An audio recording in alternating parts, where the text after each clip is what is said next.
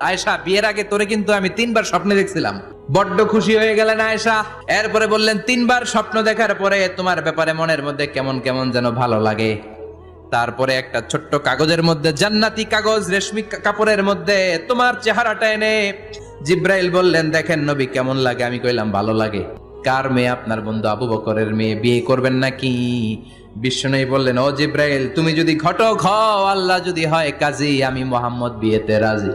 বিয়ে হয়ে গেল, কিন্তু ঘরে দামি ফার্নিচার নাই, টাকা পয়সাও তেমন নাই, কিন্তু আছে খালি সুখ। এত ভালোবাসতেন মা আয়েশাকে। মা আয়েশা গ্লাসের যেই জায়গা দিয়ে পানি খেতেন, বিশ্বনবী ওই জায়গায় মুখ লাগিয়ে পানি খেত। মা আয়েশা গোশতকে হাড্ডি ফেলে দিলে বিশ্বনবী ওই হাড্ডিটা নিয়ে চষতে শুরু করে দিত। এক বালতি থেকে পানি নিয়ে দুইজনে গোসল করত। আবার বিশ্বনবীর সাথে সাথে মাঝে মাঝে বায়না ধরতো, মাঝে মাঝে রাগও করত। বিশ্বনবী বলেন, আয়েশা, কখন তুমি রাগ করো, কখন তুমি আমারে